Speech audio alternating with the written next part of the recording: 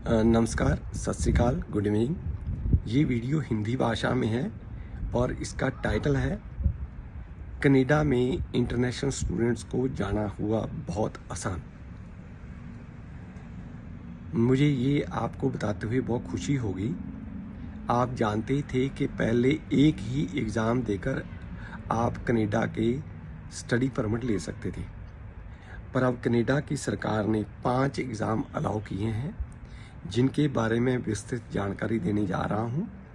ये स्कीम 10 अगस्त 2023 से लागू होगी। उसके बाद में आप इस फैसिलिटी का लाभ ले सकते हो। तब तक सिर्फ वही 2 एग्ज़ाम वैलिड हैं, IELTS general and IELTS academic.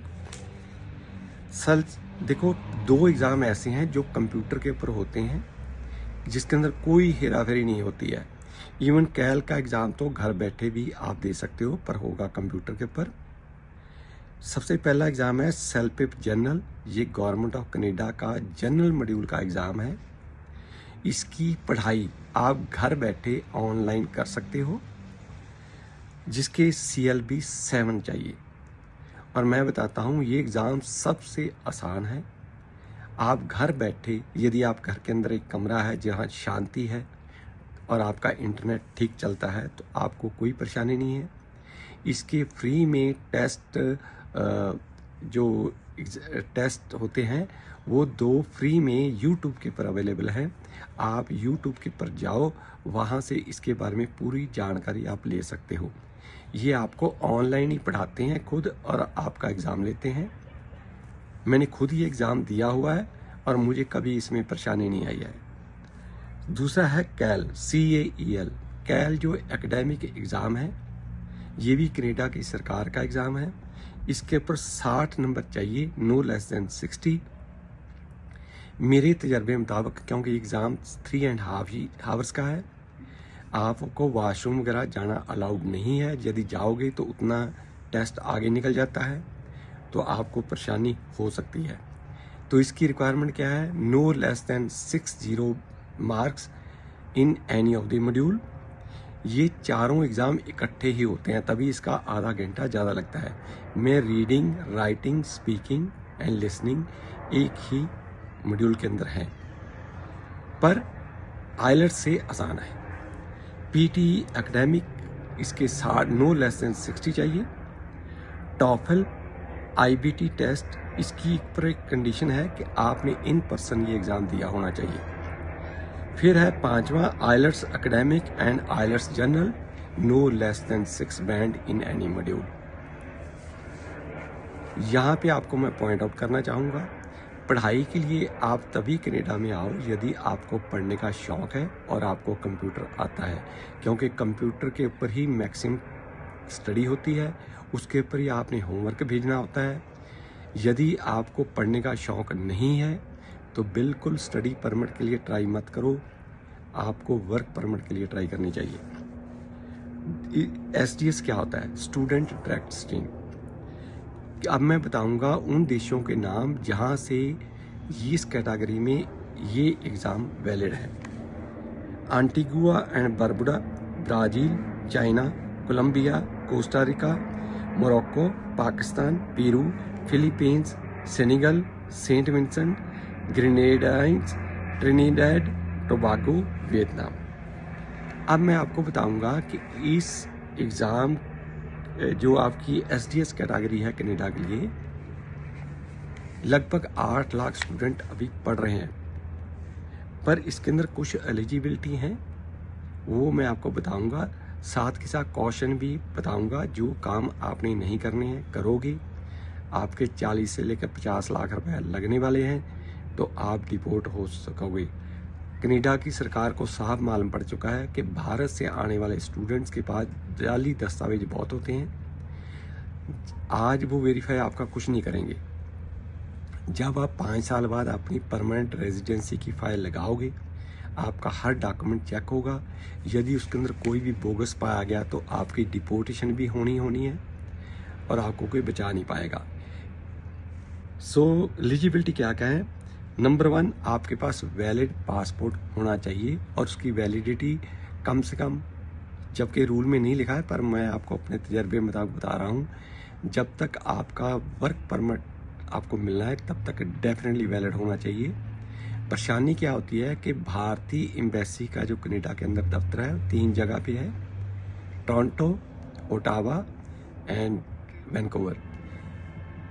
बाकी जो रिमोट एरिया पड़ते हैं वहाँ से आपको पासपोर्ट भेजकर वापस पहुँचने तक 3 से 6 महीने का टाइम लग जाता है। तो आपकी मेंटल टेंशन बढ़ेगी। इंडिया से ही इसको करा के चलो। Acceptance letter from a DLI approved institution in Canada. आप किसी भी DLI अप्रूव्ड संस्था से डायरेक्ट कॉरेस्पॉन्डेंस कर सकते हो। देखो, कनाडा में ना सिफारिश की ज़रूरत है, ना रिश्वत की ज़रूरत है, ना हेराफेरी की ज़रूरत है। हर कॉलेज का अपना वेबसाइट है, उसके अंदर इंटरनेशनल रिक्रूटर नाम की एक पोस्ट होती है। आप वहाँ के इंफॉर्मेशन उसकी वेबसाइट पे जाओ, जहाँ पे उसने कांटेक्ट लिखा है वहाँ से इंफॉर्मेशन निकालो, उसको अपने दस्तावेज ईमेल आईडी के ऊपर भेजो, आपको उसको जवाब मिलेगा, नो प्रॉब्लम एट ऑल। दूसरा क्या है कि आप फ्रंट मेडिकल एग्ज़ाम, आपने अपनी एप्लीकेशन लगाने से पहले आपका मेडिकल एग्ज़ाम होना चाहिए। इसके अंदर हार्ट की टेस्ट कवर्ड नहीं है। मैं आपको साफ बताता हूँ, कम से कम सैकड़े स्टूडेंट्स जो इंटरनेशनल स्टूडेंट हैं भारत से कनाडा आए थे, हार्ट अटैक की वजह से उनकी डेथ हो जाती है, क्योंकि ये यहाँ पे आकर एक्सरसाइज करनी, हॉट पूल स्विमिंग पूल में जाना ज़रूरी होता है, और आपने अपने खाने में चेंजेस लानी होती हैं जो कि अक्सर बच्चे करते नहीं हैं। तो आप वहाँ के लोकल शहर के अंदर जो आपका हार्ट स्पेशलिस्ट है उसके पास अपने बच्चे का हार्ट टेस्ट करवा के भेजो। यदि उसको कुछ दवाई खाने की ज़रूरत है तो इंडिया से ही उसका इलाज करा के भेजो। यहाँ पे आपको अपॉइंटमेंट जल्दी से मिलेगी नहीं तो बीमारी बढ़ती जाएगी। GIC of 10,000 Canadian dollars. फिर आपको ट्यूशन फ़ी, फर्स्ट ईयर की ट्यूशन फीस पे करनी पड़ेगी। कोशिश करो, यदि आपके पास कैश है तो बैंक लोन से ये फैसिलिटी अवेल करो। चाहे स्टूडेंट कनाडा में पहुंचने के बाद पूरा लोन उतार दो, कोई प्रॉब्लम नहीं है, उससे आपकी प्रॉब्लम कम होने वाली है।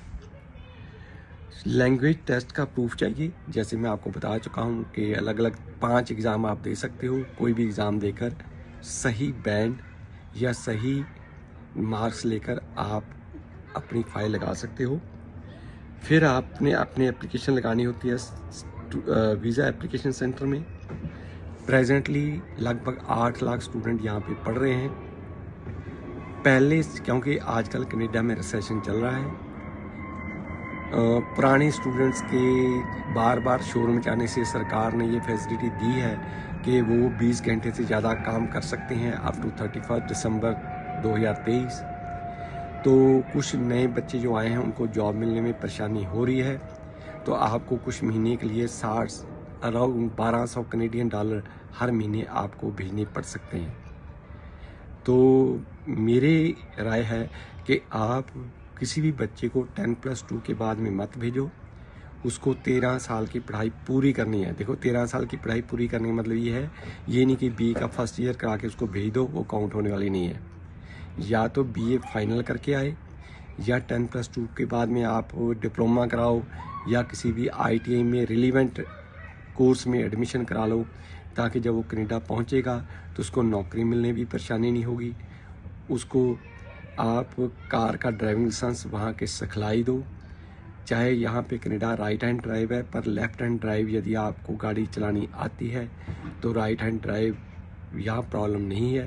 लाइसेंस होगा तो 90 दिन के लिए वैलिड है, तब तक बच्चा खुद कनेडियन लाइसेंस अपना बनवा लेता है। हर तरह की सहूलत है।